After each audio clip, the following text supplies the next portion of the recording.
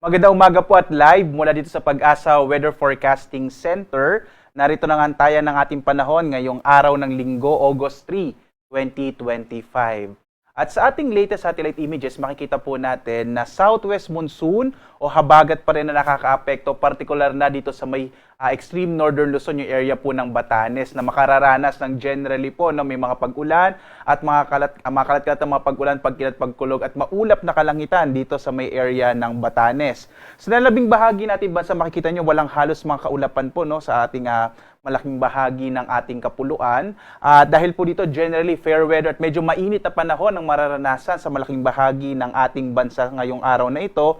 Pero posible pa rin yung mga isolated o mga pulupulong pag-ulan, pagkilat, pagkulog. Yung mga thunderstorm advisories po natin na inilalabas ay siyang magsisilbi pong magabay na po natin kapag meron po tayong mga namamata ng mga thunderstorm na tumatagal ng 2 hanggang mga 3 oras. Sa ngayon nga, wala tayong minomonitor na anumang low pressure area. Wala rin po tayong bagyo sa loob at labas ng Philippine Area of Responsibility na minomonitor sa kasalukuyan. Base nga sa ating pinakahuling mga datos, medyo maliit pa yung chance na magkaroon tayo ng bagyo at least in the next 2 to 3 days. Medyo maliit po yung chance na magkabagyo sa loob ng Philippine Area of Responsibility.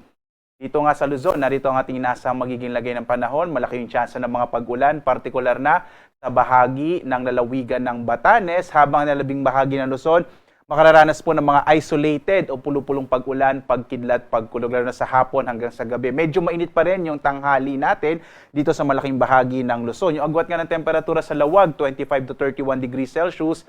Sa Tuguegarao, umaabot po hanggang 35 degrees Celsius yung maximum temperature. Sa Baguio, 16 to 21 degrees Celsius. Sa Metro Manila, 26 to 33 degrees Celsius. Sa Legazpi, 26 to 33 degrees Celsius. Habang sa Tagaytay, 24 to 31 degrees Celsius.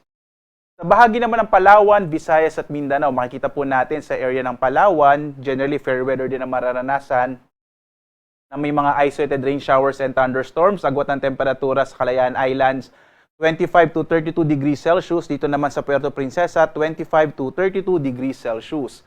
Sa malaking bahagi naman ng Kabisayaan, mga pulupulong pag-ulan, pagkilat, pagkulog din ang mararanasan lalo na sa hapon hanggang sa gabi. Agwat ng temperatura sa Iloilo, 26 to 32 degrees Celsius. Sa Cebu naman, nasa 28 to 32 degrees Celsius, habang sa Tacloban, 28 to 33 degrees Celsius. Ang malaking bahagi din po ng Mindanao ay makararanas ng bahagyang maulap hanggang sa maulap na kalangitan na may mga pulupulong pag-ulan, pagkidlat, pagkulog, kadalasan din po sa hapon hanggang sa gabi. Yung agwat ng temperatura sa Zamboanga, nasa 26 to 35 degrees Celsius. Sa Cagayan de Oro naman, 26 to 32 degrees Celsius, habang sa Davao, nasa 26 to 34 degrees Celsius. Sa lagay naman po ng ating karagatan, makikita natin itong extreme northern Luzon, yung area po ng Batanes at Babuyan Islands, katamtaman hanggang sa Maalon yung magiging lagay ng karagatan. Dulot po yan ng hanging habagat, habang sa nalabing bahagi ng ating bansa, yung mga baybayin po ng ating kapuluan, banayad hanggang sa katamtaman na magiging kondisyon po ng ating karagatan. Maaring pumalaot yung mga sakyang pandagat at magiging mga malilitang mga bangka sa mga baybayin ng ating bansa.